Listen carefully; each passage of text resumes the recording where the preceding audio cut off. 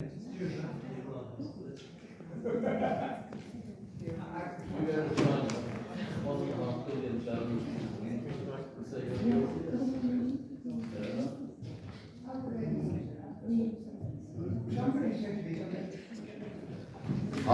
welcome to Wimbledon Forum. It looks like the summer sun has tended to be more people to Wimbledon Common and to a not that cool premises in back of the library. We have a couple of things on the agenda, three things on the agenda, but we start with the open forum. I've been told of two things that people want to raise. So shall we start with those initially? I think Ian. Is Ian here? Wants to talk about? Ian here wants to talk about? Yeah. I can't remember what I said. Well, I only knew you wanted to speak. You don't have to speak. You can hold your fire till later. Some things. Plastic-free borough you asked about, and plastic-free. Oh yeah, I did. And new list. Yes, I didn't bring my notes. Do you want to speak now, or do you want to hold your fire? I can do it because I've got to try. I'll be very, very quick. That's always good. Ian, come use the mic so the waiting world can see you. I'll do you guys first because it's quicker. Because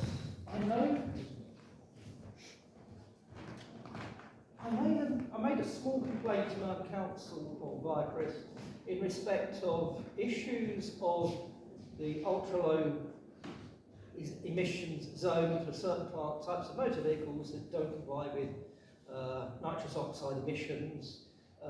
Obviously, we don't want to kill people deliberately, and so we try and find better ways of doing things. But I did say that Merton Council weren't being very good at communicating things.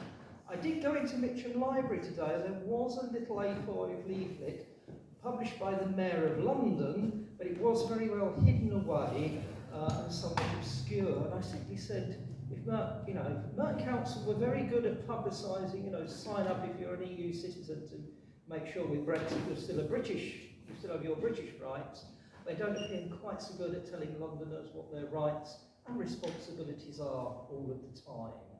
I don't know if anyone disagrees with me on that. Right, I'll move on. I wondered perhaps at some point if we could look at in Merton Council of how we can become a plastic-free borough. I am fed up of our bulk waste people breaking up polystyrene packaging and then discarding across the public road. That's not a Merton Council issue, that's some of the housing associations we have. But they can only deal with what's presented to them. It'd be far better if we could work with Love Wimbledon and the supermarkets and big box stores, that they move towards their suppliers at least getting in packaging which is free of completely unnecessary and trashy plastics. When you chop the stuff up, if it goes to recycling, and the company over contract says that things should be managed in the most environmentally effective way, or as an effect, I do not believe they are. The more you cut up plastics, the more smaller it is, the more microplastics you've got, the bigger the problem becomes. One thing I noticed, I did complain, or like to complain about Merton Council's habit of using wire ties to put its notices up around lampposts and the like. There is a way of getting them off without cutting them up and chucking them away. You can reuse them, but it's better then if you do that, but the wire ties are actually bigger when you use the little ones. You can't get your, I didn't bring my demonstration bit, what I meant to do. You can't get the flat-bladed screwdriver in to flick off the little ratchet bit. You can do the big one, you can unbind it and reuse it again. Alternatively, you can actually put your wire ties round backwards so they don't lock, unless you have a really big stool, they'll still stay there. And again, you can actually reuse what you might have thought was something that was not reusable. So I just wondered if Merton Council might like to take that forward. Okay. There was a working group, wasn't there, on a plastic-free borough, which Aidan chaired a few years ago. Is that not correct? There was, you're right. It was largely focused on use within the council rather than the borough, from memory. Oh, okay. This is presumably something we can raise during the contract negotiations for the new contract always. one of the questions we can ask is what they are going to do about issues such as waste disposal and recycling. So if you're happy with that, we, the councillors here, definitely raise that as part of that process. Yeah, but so also work with Wimbledon, with the supermarkets to actually put into their contracts. Yes. You know, Amazon have actually been very good. Everything's now on paper or cardboard, and you just get that everywhere. But at least it goes to mush when it rains. Well, that's a good point. Well, Love Wimbledon can't be here tonight, but I'm singing tomorrow, so I would raise that to them as well. Yeah, we'll start as a campaign. You're right, these ground up points, this is all when we're addressing the climate emergency, these ground up initiatives are absolutely critical to it, so thank you for that. Good, now Regina, I think you look as shocked as Ian did. Did you know I was going to call on you? Did you know? No. Did you? Yes, I did. I You did did send. know? I You're did just send. teasing me. No, Yeah. I did send a few questions. Yeah. Yes. The stage is yours. I won't mention more. Okay. Yes, thank you. I was actually wondering, because I mean the over 75s have received notice to go for their next jab, but then they can't book anything in Wimbledon as far as I'm aware, and they need to go to Mitcham and Collier's Wood, which, I mean, you know, for that, you don't want people to use cars anyway, but I mean, for them to get to these places, it is a bit more difficult than if there was something locally. So I was hoping that maybe, I don't know if there's anything locally, I mean, I'm not aware of it. Well, if by local you mean this building, yes. On the 23rd of June, there's a drop-in clinic here. Oh, right. So you can come in that. They've been doing drop-in clinics for the last 3 months, but it ends in June, end of June. So that's the last one in Wimbledon. Because when people got notices to say they can make an appointment, this was mentioned, kind of thing. No, but you can. I don't think the information is also on there, but I'll send you the link. But it's also they've got drop-ins up there around the borough as well. But the last one's here on the 23rd. All right. And something which I've been sort of asking and mentioning for a few times now, bins in local parks, they are just really not quite fit for purpose. Because they're overflowing with rubbish, the foxes come and it's all over the park. And it would probably be a good idea if the whole system could be changed to some different type of bin. Because a lot of them are damaged now as well. So it's always very sad, you know, sort of just to see all our parks then full of the rubbish around. So, and another point is tree management. Some trees seem to be pruned and others are not, and they have lots of overhanging branches, which, I mean, blind people and partially sighted people, they won't see these branches, they won't know these branches are there, and you'll walk straight into them. So I don't know what the policy's been about it this year. Well, when you finish, I can on that. Yeah, and then just another one is the roundabout at the top of Kingswood Road, Wilton Crescent and Wilton Road. I think that's maintained by the council, but there hasn't been much happening there, and it's sort of overgrowing, and lots of the plants died in the frost. So if anything could be done about that, that would be great. Thank you very much. Thank you, Regina. So taking this in order, so the COVID-19 drop-in, you're happy about that? Yeah. Before we do the pollarding of the trees, you mentioned the rubbish in the public parks or something. This is something, the local level, we were in South Park Gardens to talk about it. The problem is that it seems to me, people, when they take rubbish to parks, or take things to parks, when they leave, they think they must leave their rubbish, even when the bin is full. Now, what we're going to try in South Park Gardens, because we can't expect anybody to know. I know you can guess certain days there will be more rubbish, I can see that. But what we're going to try in South Park Gardens is to put signs up saying if the bin is full, please take your rubbish home with you. To try and guilt people. Because at the moment people feel they've done their corporate, their public duty or their community duty, but just are leaving it by the bin. Part of us as a community working together strikes me is actually going to be people responsible for things like this. So we're going to try that in South Park Gardens and see, but Dick, what do you want to say? In Mornhall Park, we had a terrible problem with people leaving when the bins were full. People left their rubbish round the bins. So the park management counterintuitively took the bins away. And in fact, I gather, I mean, it's very early days, this has only recently happened, but I gather it is beginning to solve the problem. All right. So if there isn't a bin there, people will take their rubbish away. Some will leave it, but they would have done that anyway, I guess. Yeah, it's a bit of a theory, yeah. One of the good innovations was the solar-powered big belly bins. And the only issue with those is if the handle gets the slightest bit grubby, people will not open the lid to put their rubbish in. So I guess one of the things that we could do is to make sure that when the bin is collected, when the rubbish is taken out, that the operatives have some wet wipes and they can just clean the handle off, and then more people will be tempted to use it.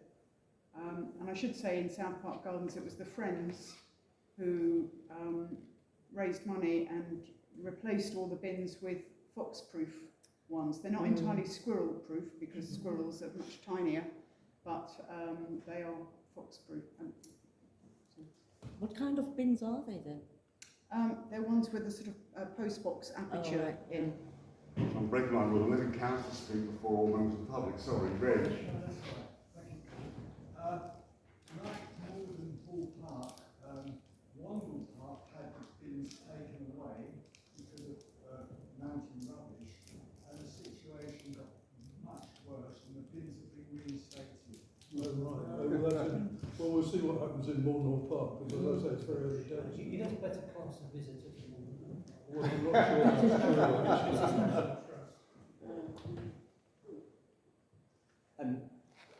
Two quick points. One is that the contract for parks is also up for renewal over the next year or so. So actually, the contract for parks is also up for renewal over the next year or so. So there's an opportunity to feed this back. It's a fair point. The other thing is talking to the current contractor. They, certainly in the park nearest to me, which is Dundonald Rec, they really struggle because people sometimes put domestic waste in and sometimes put a lot of food in, and that of course encourages, one, it fills up the bins, and two, it encourages the animals to eat. I suppose the logic of taking the bins out would mean not having any public litter bins anywhere at all, which is where you end up. Well, they are a select few bins there. I don't know, and they were deliberately chosen, but I mean, what didn't involve me, so I don't know what the logic was. Keep Britain Tidy had this campaign a couple of years ago to remove bins. I know one was where they tried it, it didn't work there. It's interesting we're trying it again now. When it happened with Wandle, I got an awful lot of emails from people saying they're taking the bins away, how did that help? So it's an issue where it's very hard to get a consensus going because there's that minority of people who simply do not take their rubbish with them when there's nowhere to put it. And that's something we as a community have just got to keep pushing, but it's very difficult. But this, it's always this attitude, there's rubbish, blame the council, there's rubbish.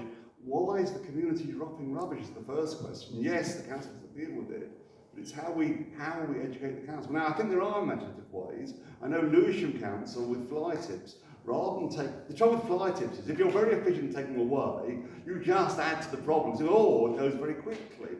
Lewisham puts tape round it, and like there's been a sort of crime scene, and make a big thing of it for a couple of days before taking it away, and try and create, look, this is terrible. So Lewisham, I don't know if that worked. I read that about a year ago, Lewisham were doing that. I've not yet seen whether that was successful. I think a more imaginative approach to educating the public needs to be part of the solution. But we will indeed raise this, the councillors here will indeed raise that as part of the new contract. Sorry, did you want to say something? Yeah, but there's the other option, sending in the enforcement officers, council has them, and they don't go to parks very often. They just hang around outside the station, so we could always send them in. sort of that soon makes people change their behaviour. The rest of it all. Yeah. Well, this is a constant issue. Enforcement. There is an issue with enforcement officers because it's easy to grab someone dropping a fag. You know, someone smoking is going to drop a fag. Stopping someone littering is far more difficult because you don't know where they're going to litter. But I share your concern that I don't think the biggest problem is from fag ends, it is from litter. I do see that. That's something we have pursued with the environmental team a number of times. Okay, on the tree pollarding, which has been an issue, and I was so eager to see that Eleanor wants to have a word on this, because over to you, Eleanor, on that one. Yeah, I mean, some good news on this. Well, the Cabinet meeting on Monday, so I'm Eleanor, I'm Deputy Leader, I'm part of the Cabinet. The Cabinet meeting on Monday is discussing and hopefully approving the first part of our tree strategy. And the first part of our tree strategy is completely focused on the maintenance of our existing trees, and is recognising some of the criticisms that I think residents have raised about how there's no point planting the 10,000 trees that we have planted over the past year if we're not maintaining our existing trees to check that they are not interfering with buildings, that they are healthy, so that we can keep those. So the whole strategy is about maintain, enhance, prosper, and something, protect and optimise. And so we can send that round, Chris, to attendees. And there'll be a second part of the tree strategy coming out later in the year. And just quickly on the bins in parks point, I agree with everything. Is that trees? Is that public trees or is that private? It's maintaining our council trees. That's the first part of the strategy as well. On the bins, I completely agree with you, Paul, that the key, our role as councillors and engaged citizens has to be to ensure that people know that leaving a bin bag next to a bin is not being good with your rubbish. People think that, oh, it will somehow magically get collected at 10:55 at night, so that's in the summer, and that's just not going to happen. We need to be really clear with that. I would just emphasise Wimbledon Park, if you don't know, is run by the National Trust, not the council, so it'd be interesting to see how that trial goes, and maybe the council can learn from that. We tried it in one space earlier, Wimbledon Park, but I actually, because so many people leave rubbish next to bins, I think there is some logic in saying have fewer bins but big bins in very specific locations and make sure that they have enough space. Do talk to the manager. I mean, I'm just a volunteer, so you know, so I don't really know. Well, I gather it's beginning to work. Anthony. On tree pollarding, I met with the head of Green Spaces about 2 or 3 weeks ago, and they've just finished their latest round. They have a window within which they can carry out the tree works, and they've actually just finished that. Part of the problem was caused by a lack of, COVID followed by a lack of staff. They got really behind, and this year, I think it's fair to say they've been playing catch up. So they hired extra contractors, and they've done a lot more than usual. But that still has meant there are some streets, certainly near where you and I live, there are some streets where it really is kind of blocking the pavement. Now, when I spoke to the chap who's the head of Green Spaces, he, although it's out of season and they don't like doing the work, he did suggest that there might be some exceptions made where it's causing real problems. So if there are really, really specific problem areas, I'd suggest emailing your councillor, whoever that might be. In your case, it would be me or Paul or Simon, and we'll try and take it up to sort of get some of those sort of problem areas kind of sorted. But it's fair to say that obviously there's a couple of aspects. One, if you do the work on the trees this time of year, you risk damaging the tree. And I think long term, probably it's also about looking at the type of trees. Is the type of trees and then pollarding them, is that the right thing to do? Or wouldn't we be better with different types of trees? And I know they're looking at that. In fact, over recent years, I mean, they've gone down. I mean, now in our road, we have to go down the road on our hands and knees, basically. But they did used to go along just sort of shearing off the very low hanging thing. So I mean, it would address your problem with blind people or what have you. That'd be awful. Yeah, exactly. No, so actually, our road is one of the roads that raised because it's quite bad. But there was also a sort of climate emergency point as well. Actually, you want tree cover because it provides shade, and you know there's also other environmental benefits. So it's not an easy thing, and I've got a certain amount of sympathy with the council about it. But as I say, if there are particular problems in your area, get in touch with your councillor and we can try and see what they can do at this stage, but it is outside the window. In Dundonald Park, they put numbers on some of the trees. Do you know why that is? So, yes, I think I do, and there is some communications coming from it. So what happened, obviously, if you know Dundonald Rec, you'll know that one of the lime trees, a large branch fell off, and they had to do some work to kind of make the tree safe. And you'll see that the branch and part of the trunk is still in Dundonald Rec.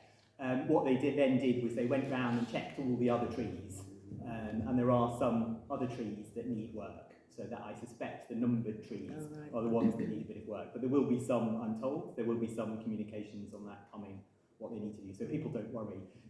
One of the things that was on that was highlighted was sometimes people get concerned when there's kind of tree work going on and what it means if the tree's being cut down and why it's being cut down. And I know they've started up a new web page which kind of tells you what work is coming up, so you can, if you're particularly inclined, you can log on to the council website and look at the next couple of weeks tree work to see why your local tree is being kind of dealt with, and that seems quite a good thing to do.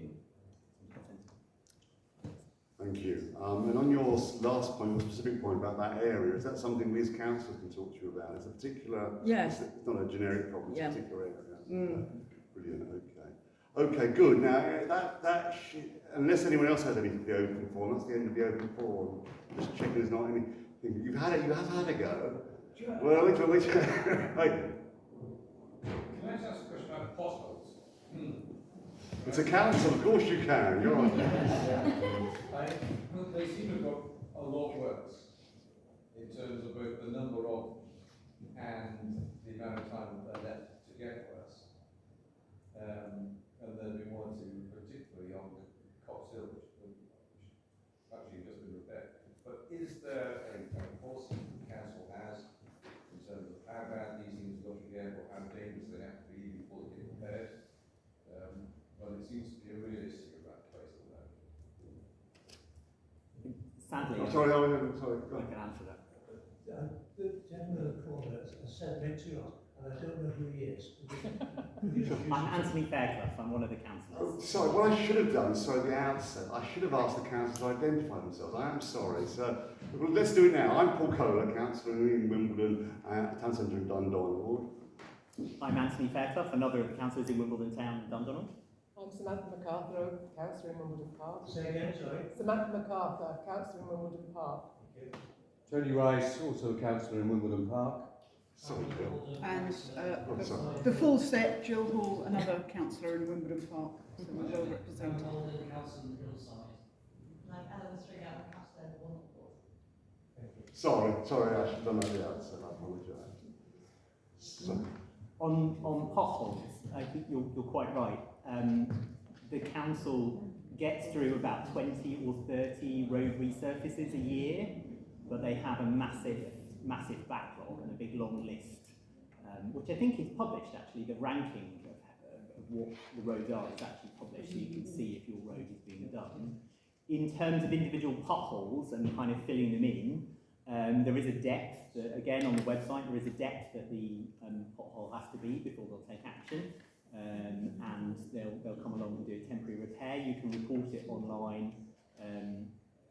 I think basically that they could spend the whole time doing road resurfacing and they still wouldn't bring everything up to the standard it is, but that I think is just a problem of local government funding rather than in particular to the local councils. There isn't enough money from central government and they do them as quickly as they can, but as I say, there is a criteria for repairs. but please do raise with your councillor. I know when residents raise with us in this ward a particular pothole issue, the council are very reactive. They do actually respond because usually you only complain when it is a serious one that's been missed. And in my experience, the council officers have responded. So raise it with your councillor if you haven't had success. Just raise it on the website. Is it worth highlighting that some of the money comes from TfL roadworks? I mean, it certainly used to be the case, and there's been less of that, which is possibly why there's been fewer road repairs. I wonder if that's worth highlighting. I do not know where the money comes from them. it comes from the Department of Transport and the Treasury, and they've been cutting back on road maintenance for years.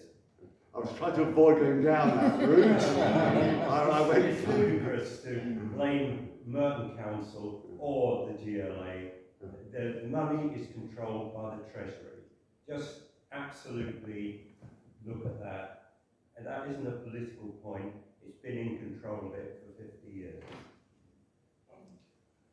I think in fairness, actually, when there is now this Fix My Streets app or thing on the Merton Council website, which has been embraced by Merton Council, and in fairness, when pothole issues are raised, they are repaired. Perhaps the problem is, though, when you're saying about full resurfacing, a lot of the issues occur where you have the vertical, or the horizontal, I don't know, basically the joints. And I don't know if there's a better way of sealing things or anything else, but it's there as soon as the water gets in the winter and then freezes, that starts the cracking, that starts the deterioration of the top layer of the road surface. And I don't know if there's a better way on the side roads that can be improved on those kind of things, and also looked at on the major roads where you have a similar, where it's maybe less so down the middle of the road, but more so when it's around ironworks for drainage and utilities. So those are the particular areas where things start to get, plus of course when trench works happen and reinstatement is not necessarily done to the correct standard. I think that last issue is a bigger issue. I know the council are looking at that. Absolutely, where work is reinstated with utilities, and that is a problem. And that's holding to account as to what they're meant to have done. And that is something that enforcement must happen better. Okay, now, moving on to... Sorry? When you say moving on, what, you mean that's the end of the open forum proceedings at the moment? Unless you want to go for something, yes, yes. You may. Yes, it's your meeting rather than the council's meeting, so yes.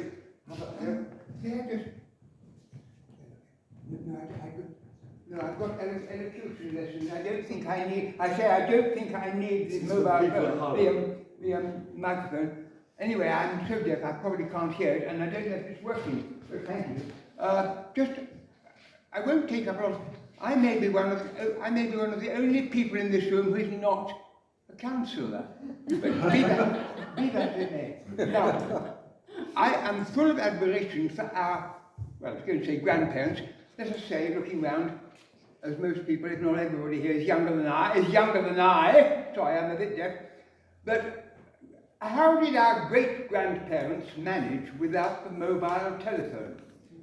I just want to mention something which is perhaps almost irrelevant, but I have happened to feel from all the work I've done for 3.5 years now, that the mobile telephone and all that surrounds it, I'm talking of other things, satellites, etc., is not entirely good for one's physical health, apart from other aspects. And I wondered if anybody perhaps felt that there's something in what I'm saying. I don't want to go into detail, but I'd just like to send a ripple out if need be. Thank you. Thank you.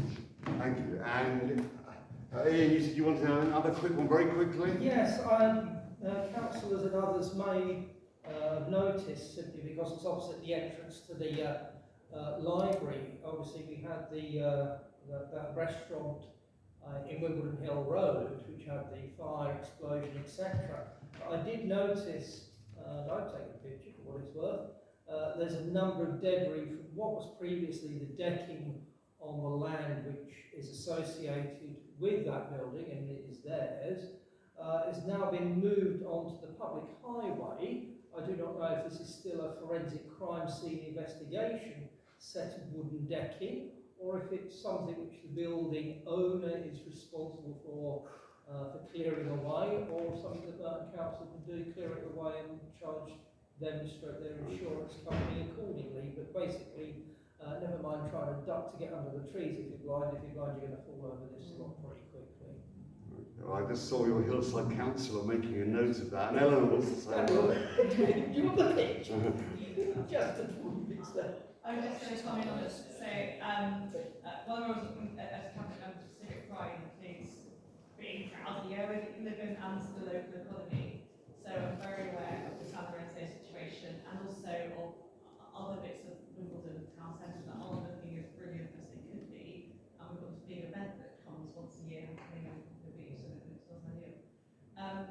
So we are working with Love Wimbledon, the local business improvement district, to see what we can do. So I know they are in touch with the owners of that site. That is complicated because the ownership of it has to take crime scene. But we're looking at, for example, what we can do around the Argos building, working with another hillside council here.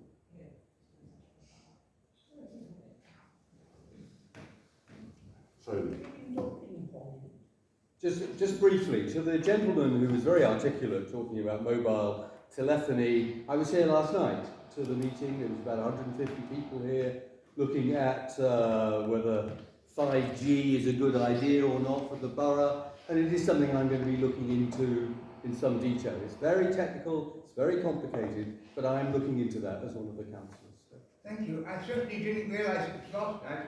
I probably come on the wrong day. yes, you've loved it. I sometimes wonder if I'm not on the wrong hand. I did just try to phone you to tell you, but anyway, no.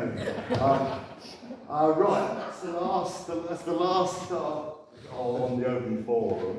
And now I can have an update on street names consultation. It's you, Chris. Over to Chris.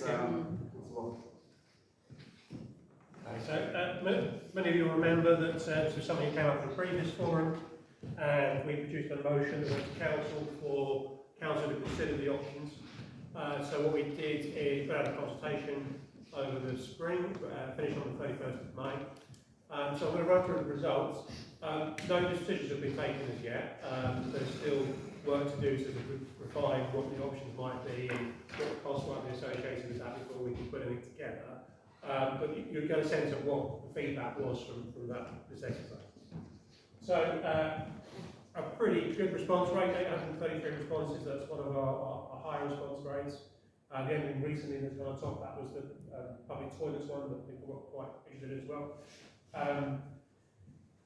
Of that, 91 said they lived on one of the streets involved, although we then asked them what streets they were, and there was some differentiation.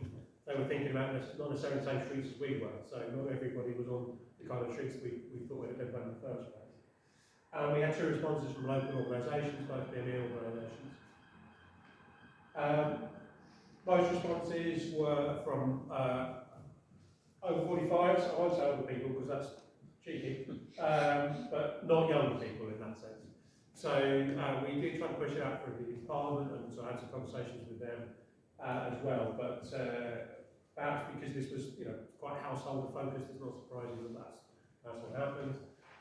More than 2/3 were white British, which is high for us as a borough, so it's not as representative as it might be. And as we often find with these surveys, more women responded than men. That's usually the one. So we asked people if they were aware of the links to the slave trade, and the majority weren't, 60% weren't, 40%. And then we asked them whether the council should be acknowledging this history. So we asked them whether they strongly agreed with that or not. So the total for numbers who agreed was 55%, around 56%, and those who disagreed was 35%, with the remainder 9% saying they didn't know. So that's a pretty healthy number in favour rather than not doing it. And then we asked about the different options we proposed for how we might acknowledge that history, whether it could be detailed signage on the streets, a short statement and a link to information elsewhere, a book and a website, or an exhibition.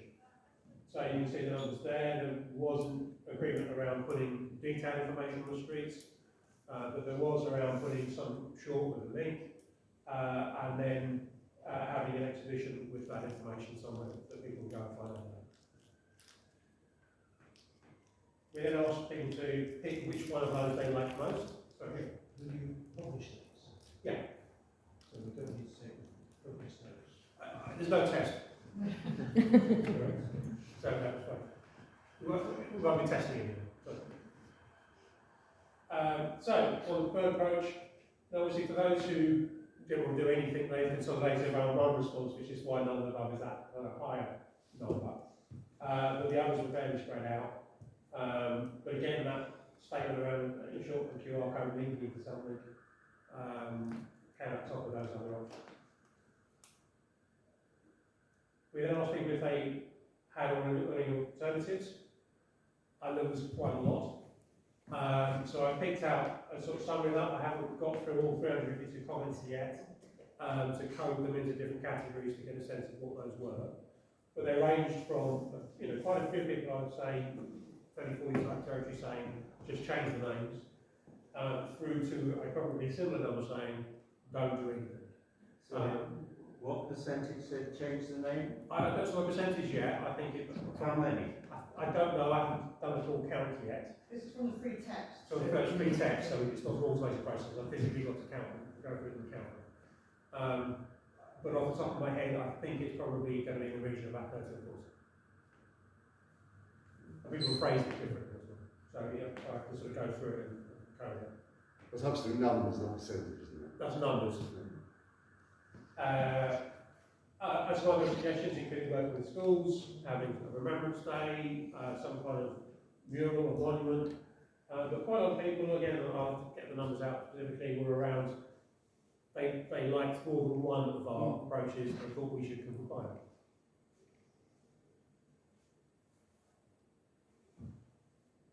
And then we asked people if they had any other comments, and they broadly fell into those kind of three categories of change names, don't do anything, or take some kind of combined or balanced approach. But again, I haven't gone through all of those yet to code them, so there's still work to do to finalise that. But it gives you a sense of the feedback we've had so far. Okay? I'll take any questions. Well, my little question, which maybe if you have to do something else, is really, of those that say don't do anything, are there people that would really be upset if the names were changed? Yes. Yes. And quite a few of them took the time to phone me. Sorry? Quite a few of them took the time to phone me. Okay, all right. Right. Please.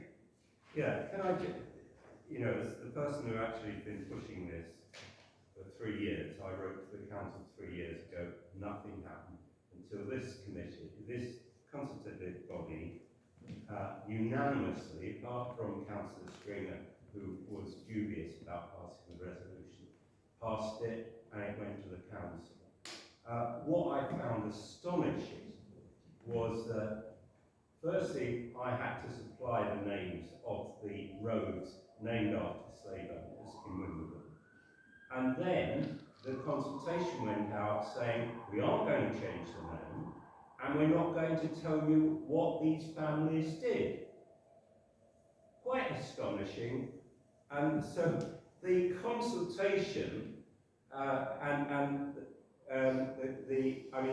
it actually had, we're not allowed legally to change the names. I'm not in favour necessarily, but of course lots of councils have. And I did write to the council 2 years ago, giving the actual act which allows councils to change the names if they so wish. So we have, I think, quite an encouraging 800, of which 95 are from the local roads, who I'm sure were not in favour of any change to the names. And most of those roads are in the village. Now, I did write to the council, and Councillor Stringer, saying you should put out what the families did, the Marriotts, the Draxes, the Cecils, because people are completely uninformed. The Cecils instigated the slave trade. The house they lived in is still there, and nobody knows about this. And so this consultation was a disgrace and deliberately aimed at getting the kind of confused reaction we've got. As people will know, I started to do a walk around Wimbledon Common, which, for the book book first, which sells out, one of the first things to sell out, people are really interested. People have written to me and said they are fascinated and informed. I spoke to the organiser of the Bain community in Merton, who sent out a lot of the information I gave her. So we had a quite unsatisfactory consultation. A really interesting 800 people responded. I'm amazed that anyone said change the names, because in the consultation it said we're not going to. And so I would hope that, because what's astonishing is 40% of the population of Merton describe themselves as ethnic minority.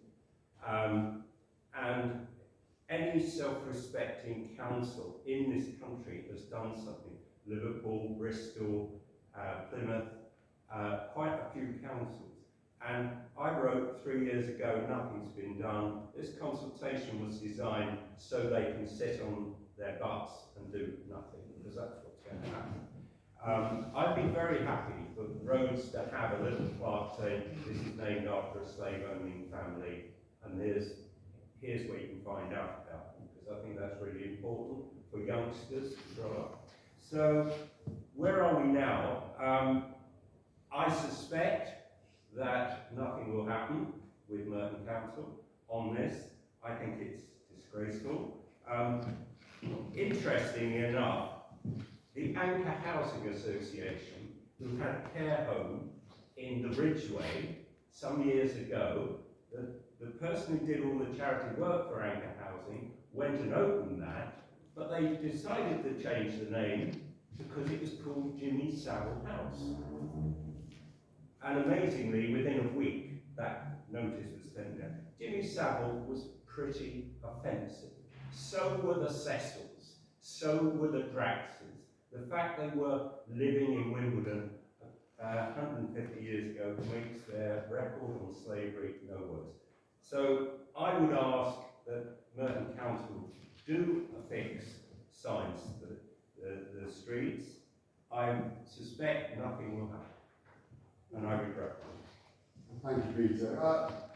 I hear what you're saying, but I think that's a somewhat negative approach to the whole process. Let's look at it from another perspective, which is you were frustrated that nothing happened. There was some criticism of it, but this forum used its ability to put emotions to the council. It did do that. And the council has had consultations are often criticised for not being perfect, but I remember what you first said when you first spoke. You said, I'm not here about hiding our history, I'm here about adding to our history. I think that's so important. And this is a move towards that, I think. As you say, the QR codes and explanation, not just on these names. I think Wimbledon has so much history in Wimbledon. We should have, like you see with the talking statues and QR codes across London, we should have more information in an easily accessible form with QR codes. So doing this as part of that process, I think would be fantastic. It's clearly a divisive issue. Let's try as a community to work towards something that actually brings us together rather than us taking extreme positions. And as you said, this is something you've been faithful. I'm sure the council will move on this, and I know Eleanor wants to speak now. Yes, so this falls under my portfolio as well. So I'd like to firstly thank everybody for the consultation and who shared it. This was, as Chris said, a really high response rate, and we worked hard to make sure that it got out to our ethnic minority organisations and those involved with developing into power as well. So I'm really a few days ahead of you in seeing these findings, and we are discussing our next approach. And I say, kind of watch this space. But for me, the clear finding from here is that overall residents do want us to acknowledge this history. Do you want? They want to acknowledge. They think we should acknowledge this history and do something. That's what I'm reading from this. What does that? So we'll be making a decision and we'll be informed. We'll keep you informed. Hold out feet to the fire, see what happens. Let's not always assume things won't change. This isn't just a piece of ephemera. We've got the whole thing about Wilberforce, which is well known about the abolition of slavery. And the whole point is that nothing is taught to our children in schools about Elizabeth I starting the slave trade. Nobody was taught that at school, and nobody was taught about Lord Cecil, whose house is still up there, being the instigator of the first slave trade. I think that's a massive historical issue for Wimbledon. And that's why we are moving incrementally towards that. We'll So, let's move forward positively. Can I come up with one extra one? It's next week is also the 75th anniversary of the arrival of Windrush, the Empire Windrush. And as a council, there's lots of events going on with the borough. You can then look at like over on our website. I think it's just Windrush 75. Schools are undertaking creative writing exercise. Various charities are putting on different events. And again, I think it's really important that we acknowledge the contribution that community has made to our borough as well.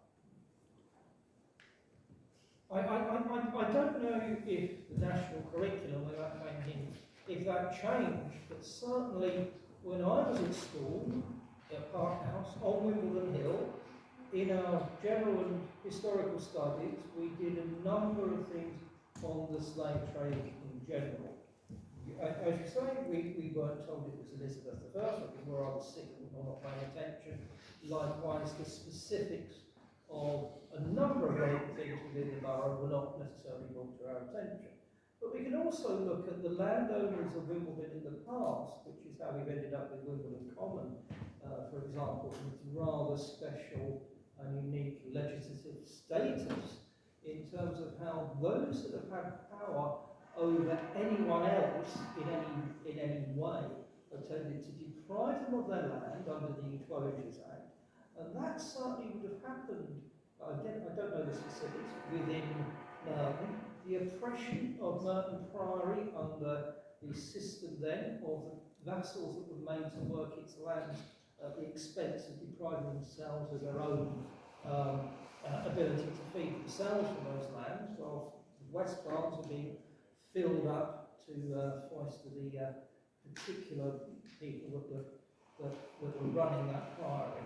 So there is a big level within this borough, as it is elsewhere within the country, of people who raise themselves to potentially unjustified positions of wealth, power and influence on the backs of those that work damn hard. And if they're not good enough at working hard, they're generally put away, hopefully will die on a street corner somewhere.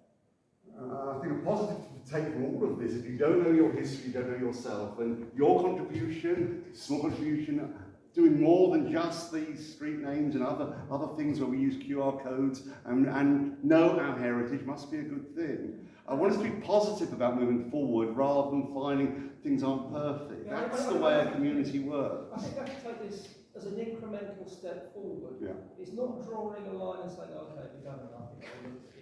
It is when you do know the information and do have that further and better knowledge, then they may change or come to a more different conclusion. And I'm sure, Peter, you will hold out. I'm sure you will come back to if things don't move. Jeremy. I'm sympathetic to Peter's stance, as he knows. But I mean, come on, a consultation, however perfect or imperfect, has taken place, and nearly 1,000 people have responded to it. That's a start. I think that the message to the council is keep going and do something about it. But I think to suggest that it's been and nothing's happened, I think is not really fair. Thank you. Excellent. Right. I'm so glad I came to this meeting. I really felt, even though it's not perhaps what I had understood it might be about to be, I thought at my age I would never feel strongly, I thought I would never feel strongly about anything again, but how wrong I was. I'm just hoping against hope that Shakespeare is not going to be found to have any connection with the slave trade. Thank you for that. Right, now moving on. Can I ask that those slides that were shown are sent to those of us who've asked for them, and any other analysis is also sent? I think I tried to take down some notes, but it was too quick. We will definitely send out the information, absolutely. Can we make it available on the web? Yeah, we're coming with the notes notice of the meeting. So Yeah, so will be, definitely. Thank you Chris for that. And I think it's over to you again, Chris, for the future of the Wimbledon Community Forum, is it not? Well, for those who weren't at the last meeting, and for those who were and can't remember, we discussed the plans for changing how we do these forum meetings. The plan that we're discussing as a council that's going to go to Cabinet in July for a decision is to change the format so they're not in this kind of speaker audience approach. That will take a bit more of a mixed approach. So we'll be looking at organising sort of question time formats where you are able to quiz council leader, NHS leaders, local police leaders, and to hold them into account in the way we've already discussed. And then have other sessions where it's more you doing the work, i.e. you're sat around the tables talking to each other. We'll facilitate that, but we'll be looking at residents to come up with those solutions and have those conversations in a sort of citizen assembly type approach. So you get the information, but then it's up to you to work through that rather than us doing the heavy lifting. But what we also said is if those areas who have this format of community forums already and would like to continue meeting in that style, we're happy to support that and book the venue, send out the notices as we do currently, but it wouldn't be me here taking the notes. We'd leave that to you to sort yourselves. So I know in Range Park they are planning to do that, continue having those meetings. So the issue for this group tonight to think about, there is a date already in the council calendar for Wednesday the 20th of September. So did you want to come back, hopefully here, I haven't checked the rooms later yet, and have a meeting in this format that I'll get Paul or other colleagues still chair. But it won't be as sort of as structured as it has been in the past, but it'll still be an opportunity for you to discuss whatever issues you want with your councillors. The idea is that there would be these two formal council ones, and then I think it's a good idea that we also maintain two of these events like this, where the council won't be supporting but will be booking it for us, and where we as a community perhaps take more charge, invite the police along, invite Wimbledon along to speak. So and get more people along. You know, numbers aren't great tonight, but then it's very hot out there and it's very stuffy in here. So I understand that. So I think it's a good idea that we take control of two of those meetings and talk to our friends and neighbours and get more along. And as a community, take hold of things. And despite Peter's view of the last thing, show that we as a community can raise things up from the bottom and raise things at a council level from the grassroots. So I'd like to definitely come back here in September, a meeting which will have only a degree of support from the council, but not Chris won't be here to continue this. But what do you think? No, I think it is important that whatever meetings we have here, that feedback to the council has to be included in it. Are these other meetings going to be before that day, or more likely to be after that day? After, they'll be after that. So the idea would, from one respect, there'd still be 4 meetings a year here, 2 of which would be more formal council, ones would be reported formally to council. Other ones we would have, hopefully, councillors here, it's sensible for them to be here to listen. And of course, it's that feedback that feeds into what the councillors are saying at the council level all the time. So I think that's still important. Sorry, is there any non-councillors? Sorry. Yes, but I think there's also just a lack of information here. And not everybody gets emails or subscribes to the newsletter or things like that, but I think there is just basically not that much information out there for people to kind of... I think you said I put it on Nextdoor this time. I saw that, yes. I think it was a bit late, I'll grant you. There are signs up in the library. But I think a lot of people are disenfranchised who haven't got access to internet. This is when we should talk to our friends and neighbours. Oh yes, I do. But we've also tried leafleting, and that didn't help either. So we've had a few different goes at different ways. For Mitchell and Warner, I think we posted over 1,000 leaflets for doors, and didn't result in also in general, we sort of really don't know much about what's going on in Wimbledon actually any longer, because my Merton doesn't really tell you anything about Wimbledon. We've got to cover the whole bar. Jill. I just want to note the last forum was advertised in My Merton, and I received it the day after.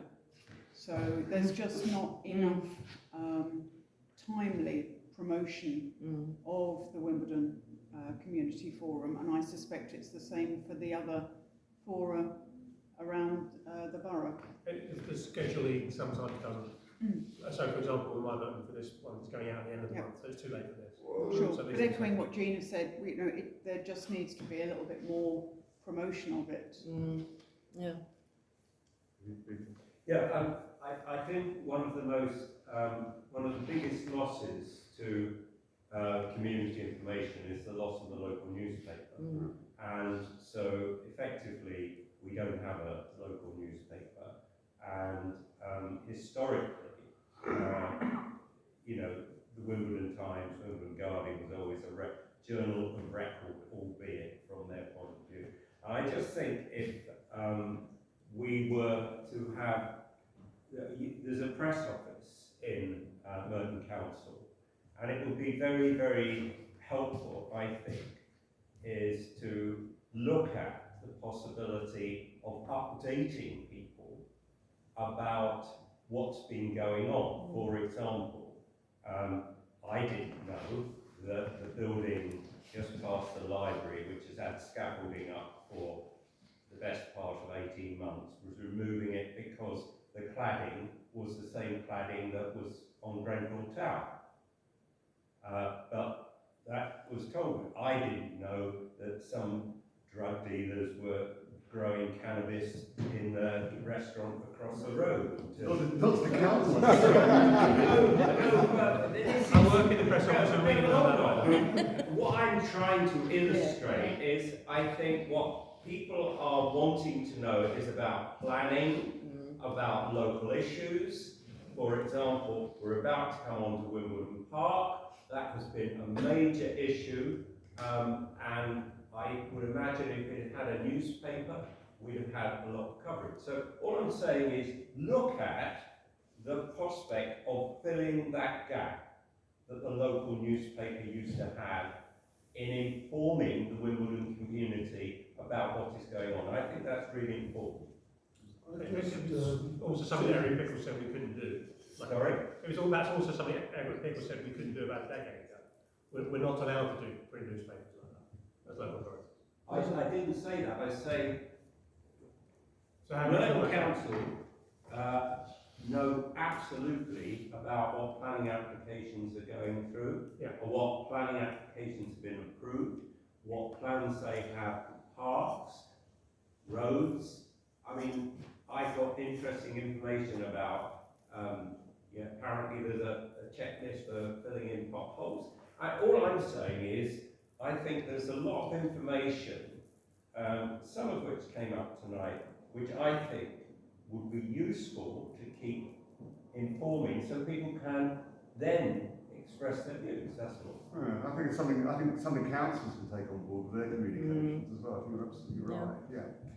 One very simple thing on this forum is that the date of the next meeting isn't on the sheet, but you could schedule the 4 meetings at the beginning of 12 months ahead. Well, we always do, but because we were having this conversation tonight, I didn't know there was going to be a next meeting until we've had this conversation.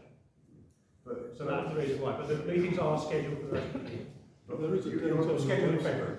And let's all as a group collectively think, right, the 20th of September, Wednesday 20th of September, we will all go out and recruit 5 people for the next meeting. And then make sure that the meeting is effective, discusses things we're interested in, the community is interested in, and let's get that enthusiasm and that momentum going. I was just going to say earlier that there's a thing which has come to my notice recently called Merton TV. Does that actually exist? Not official. It's not official. It's a medium, presumably. It's just somebody who streams events that the council itself streams. Right. This is on YouTube. Any council meeting, cabinet meeting, streaming. It's on council meetings. Merton Cabinet. Oh, right. historically, the council didn't used to live stream lots of its stuff. Merton TV used to do it, and now Merton Council is live streaming these things. Previously, it did some Merton But TV. in answer to the latest point, I mean, I've now come to, I think, 3 or 4 of these meetings, because I hadn't even heard about them before. But, I mean, I'm given no notice. I mean, I happen to put it in my diary, and I happen to go on to Merton Borough's website to get the agenda.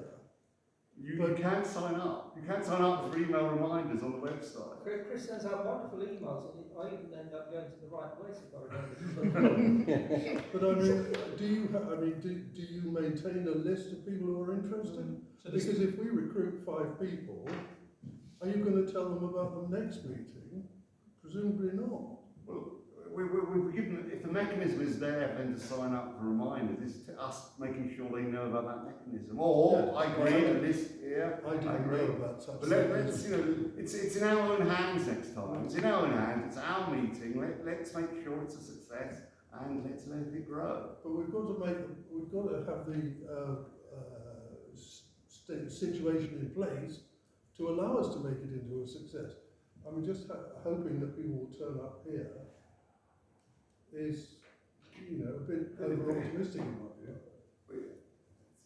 Tell us what else we should do. It's on the website. You can sign up for reminders. There are signs up in the library. Tell us what more we can do. I think my own view is if people realise it's effective and did things, people would come. That's why I'm so pleased when Peter came up with his motion. It showed and, you know, annoyed a few people and everything's great. It was bottom-up democracy. It was starting things up. And that's good. I think the more effective we become, the more then people will come. Then people will come. You don't need to drive them through the door. They'll want to come, and that's the point. But let's be positive. Let's think of the plus bits about Peter's example of where we're going. And it's up to us. It's up to us. It's up to us. Do we want this community to thrive as a community and push forward, or does it want the same old people with the same comments, or do we want more and more? But everybody would sign up to that. It's in principle. But will they turn up? You are part of the solution, Dick. You are part of the solution. Go out there and get people like I will. I know. Alan. Sorry. So Jack, sorry, isn't it? You say that you didn't get an email from Chris about tonight. Do you remember, Chris, 2 years ago when I first started coming, there used to be a notice on that. You used to sign in and put your email address, and that's how you got mine and started sending the email. But you haven't done that for a long time. So people like this gentleman just started coming. We moved to an automated system. I still do those emails as well, but there is an automated system on the we bought a new product on the council website, where people can register for whichever meetings they want to get the details for, including this or anything else, and they get an automatic email that tells them I've published it. So it all goes through that. But maybe we could have sort of, again, from time to time, have sort of a notice here for people to sign up. We will definitely do that next time. And That's a then, good idea. yeah. Yeah, we'll definitely do that. Yeah, and then what tends to happen is then I'll bounce back and happen in how long. So if I get an email in, then I can get back to that. Ellen, sorry. Just like at first, and so I respond. Four very quick little things. 4? Yeah. Very quick. One is I'm incredibly disappointed with the Church of England within this area. I have no control of the Church of England. That decided to have tonight as a recognition of a newly elected church wardens at All Saints Church, where there are 200 people expected, and food was being provided as well as a difficult thing. So I've seen not necessarily, but that certainly explains one of the omissions of at least one of our councillors and a couple of other people who may otherwise be interested. And you're always going to get these clashes. We haven't got a couple of the usual faces here, which is a pity. People are saying they don't necessarily know what's going on. I noticed, it took me a long time because I didn't know until yesterday, the cost of living things that have been in this building and others, that restarts again. There's a little note to Chris too early, and other councillors. It does have the day, it has the day, it has the month, the forthcoming months. It doesn't have the year. I did have to cross-check it against my diary that this was new, pertinent and relevant for 2023. I also noticed, not in Wimbledon, but we have Victory Carnival at the end of June, which clashes with one of my friend's 85th birthday. One of them. Right, can we have But the other thing is, because this gentleman sort of raised it, insofar as there is occasionally a cabal, I don't know if that's the right word, of groups like Merton Citizens, which seem to have pushed their way into an inner ear of council leaders, deputy council leaders, councillors, things like that. They don't turn up at these kind of meetings.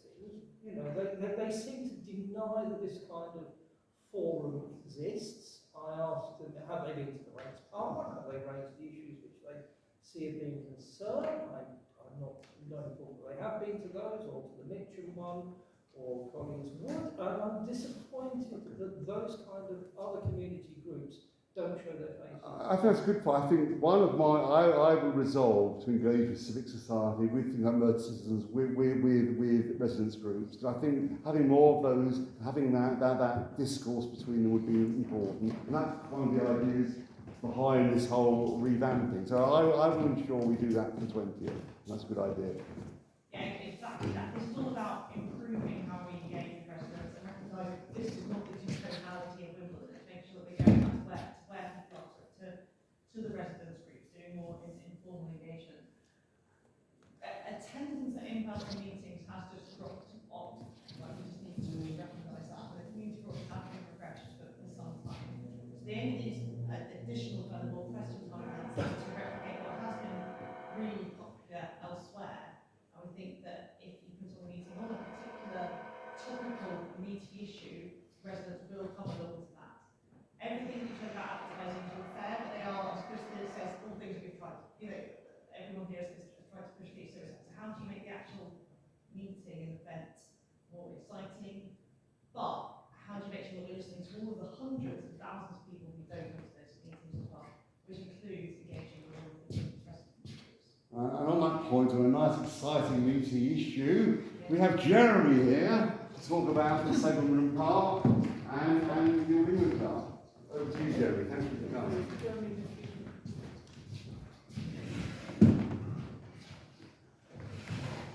I'll try and not use the microphone, and perhaps you could tell me if you can't hear me. I think the microphone's for people at home to be able to hear, which, given that we've all been talking without it, okay. hasn't particularly helpful anyway. Just while Chris is putting my slide up, I'm Jeremy Hudson. I'm Deputy Chairman of the Wimbledon Society. And you'll be aware, I'm sure, that certainly the councillors here will be aware that the Wimbledon Society has been campaigning vigorously for the past 2 years against the proposed development of the Wimbledon Park golf course land by the All England Club. We say that the development would cause enormous environmental damage to that land, which I would remind you or point out to you if you didn't know it, is one of the most protected sites in the whole of London. It's metropolitan open land, it's listed historic park, it's what remains of the Capability Brown Park, and what is more, it's subject to restrictive covenants that were imposed in 1993 when the land was sold to the All England Club by London Borough of Merton. I could talk about all those things, but today, at this point I was going to refer to my lovely map, but it's not there. The map shows rather clearly, or starkly, what the development will comprise. I'll pause there just for a second while Chris finds it.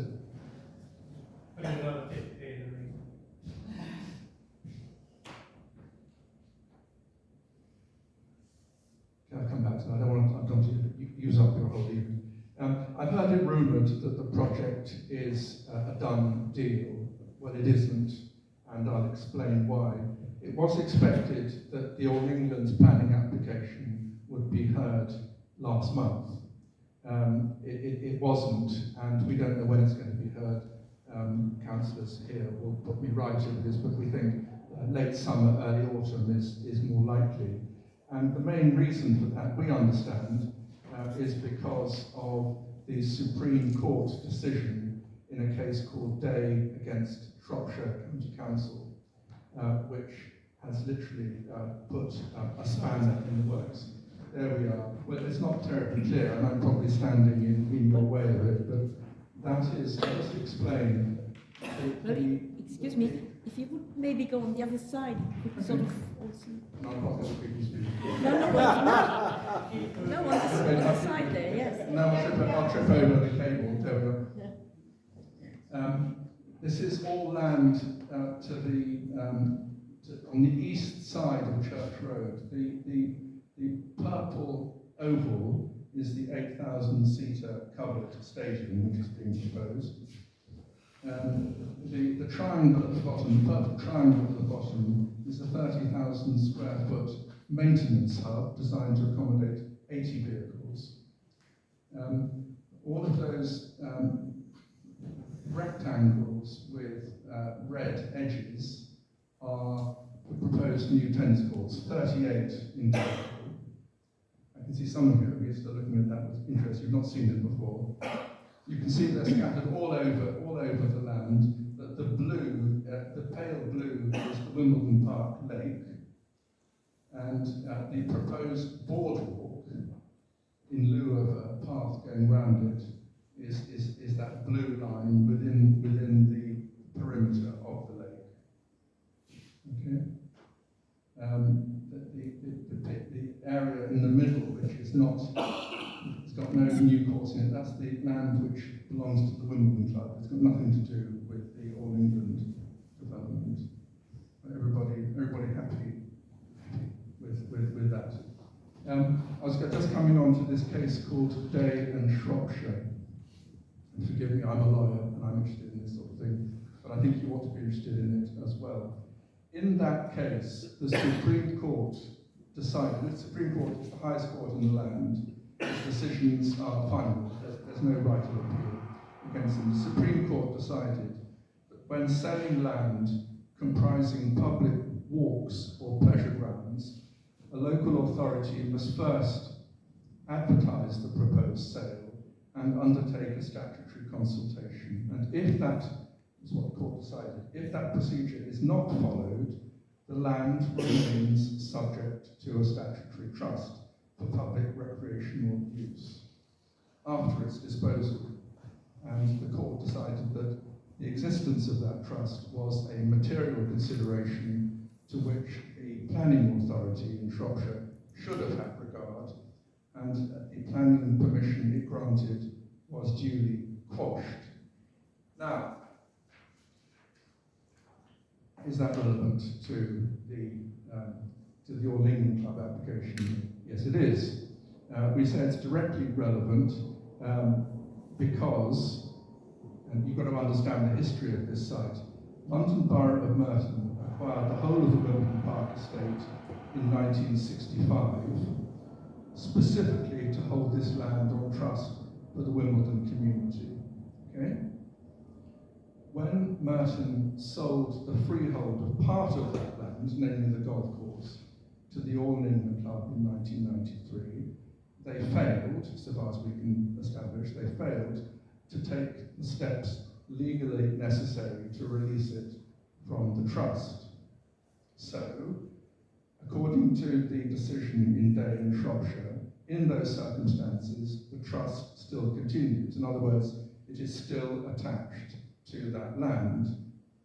What does that mean? Well, the upshot is that the All England Club now holds the freehold of the golf course on trust for the public recreational use by you, by us, for the local community.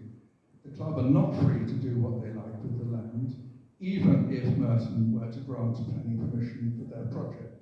We obviously argue that planning permission should not be granted for that scheme because the development for which permission would be given would be incompatible with that public use. You with me so far? Nearly finished.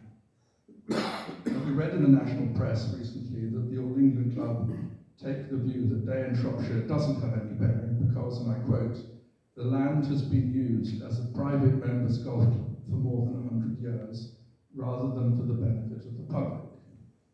That's not true. When Merton leased the golf course in 1986, they reserved extensive rights for the residents of Merton to play golf there, just like any other pay and play sports facility in a public park, and consistent with the terms on which the land was acquired in 1965. We understand that Merton are taking legal advice on these points. Obviously, they must do that, and the planning process has been stalled as a result. I just want to finish by saying this. When one considers that, the existence or potential existence of a statutory trust, combined with the highly protected status of that land, combined with the 1993 covenants imposed by Merton on the All England Club and accepted by the All England Club to prevent the very thing which the All England Club now propose to do, it seems to me, that it really would be unconscionable for planning permission to be granted. The scheme should not go ahead. And we're not anti-tennis, I don't suppose any of you are anti-tennis. Looking forward to the championships coming up. But really, this is an egregious scheme and something much more sympathetic to the land and maybe still helpful to the All England Club should be considered. Well, we've been going on this for 2 years now, but nothing has been forthcoming. Sorry, can I just make the point that, just to confirm something you're just saying, I'm a local resident in Merton, I turn up at that golf club with my council tax form, I've played golf on there dozens of times, I'm not a member of the club, any member of Merton public can play golf on there, and I've played on there dozens of times. Just confirming that point. Thank you. Good. Thank you. Any questions for Jeremy? Just a little comment, quite out of place. I thought maybe there was a poltergeist here, but I think it's the side effect of the microphone. Rather than 5G, that's good, excellent, excellent. Ian? Sorry, three questions for you. I have an interest in law, because I wasn't quite certain about this public access thing. I've never had a great desire to go and play golf there, but I was always under the impression that it was restricted private, so I was not aware of this. Was it only a concession for Merton, or is this holding of land something open more to people, public persons from anywhere, or is it restricted to a particular named statutory authority which originally acquires that land for the given purpose? Yeah, good question. To play golf there, you have to prove that you were a Merton resident. Yes, that works for me. I don't know if anything else would have worked. I'm going to say, was that actually, under the case you now quoted, was that restriction in itself not illegal in some way? So any person. It's a good point, but I don't think we need to drill down into that sort of detail. It's the local community. Right. Okay. So another thing is, when owner A holds such trust for the public B, who is responsible for paying the maintenance, insurance, safety aspects, and other things like that for such land and buildings thereon? The owner of the land. So that's why it's vested in local authority. Right. So the owner, which the local authority has now given away its ownership to someone else, is effectively saddled with a white elephant that they have to keep paying out for to benefit everybody else. Yes. That's one of the effects of Day in Shropshire. Thank you very much. And finally, finally, you say you gave that the Supreme Court gave a particular methodology under which a consultation can be put into place and executed, which would make such disposal of land become legal and therefore taken outside of this. And we know that Merton Council, as many other local authorities are very good engineering consultations to give the outcome that they desire, this judgment is effectively both a restriction and the way out for any local authority to get around it. Would you agree with that? Well, it's an academic point, isn't it? We're looking at what happened in 1993. It's not clear. Yes, I understand. Yes, I agree with your 1993 thing. But if there was now to be a consultation to undertake the disposal, so they completely sidestep, they don't have to pay anyone down the road. It's too late. There may be Paul may offer an answer as to whether there should be a public consultation, but the occasion when this strict statutory obligation arose was prior to the sale in December 1993. Yeah, after the sale is done, it's too late. I suppose.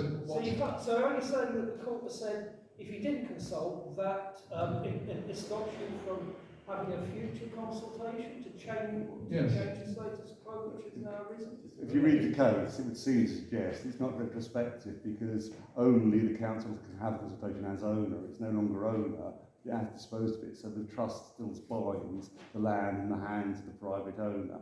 But, you know, it's fascinating. Yes, As a property lawyer, I'm fascinated by it, but most of you will be actually bored by that. So let's stop at that point. Any other questions? Oh, lots of questions. About this? Yes, Jeremy, yes, you not. It's interesting that having sold the land in 1993, Merton Council tried through the local plan to redesignate the land on behalf of the All England as developable. They wanted to remove the restriction of metropolitan land from this land when they no longer owned it. And that was another thing that we contested with the local inspectors, with the inspectors of the local plan. And that's still a live issue, isn't it? Yes. Yeah. Sorry, Peter. Yeah, I mean, I congratulate Jeremy on his presentation.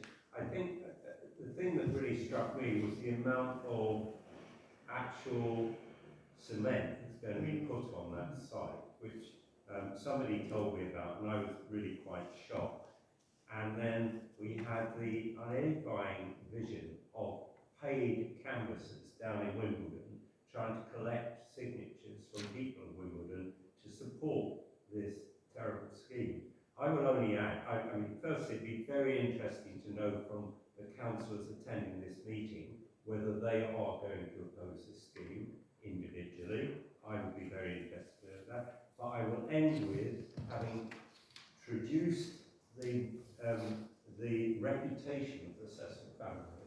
I want to praise them for getting capability grounds to lay out this wonderful landscape, including the lake. So they may have been slave owners, but they knew how to lay out land for the people of Wimbledon. Were they slave owners? Yeah. I thought it was so. But you used the word lake. Right. Yeah. So you have And there's somebody behind. Sorry. Apologise. That's all right. I wanted to say that just recently the Chief Executive of the ALTC, Sally Bolton, was boasting about having 1,500 signatures in favour of the proposed development.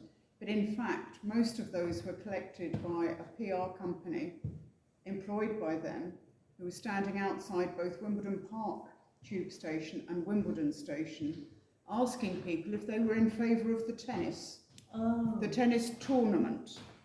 And when they said yes, they were asked if they would sign the petition.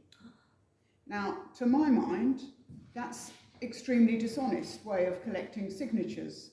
And by contrast, the Save Wimbledon Park campaign has over 11,000 signatures against it. And I would also say that this reflects the views of the majority of the community in that area. And that also reflects the same opinion they had back in 1993, when there was such a huge outcry about the selling of the land that the council had to placate the local community by imposing the covenant. And nothing's changed. The community is still against this development, and the AELTC are using a number of very suspect tactics to try and get people on their side by doing the tours where they're telling people a whole string of lies about it and using certain sophistry in their wording, such as this stadium, they're calling it a show court, as if it's only going to be used for tennis.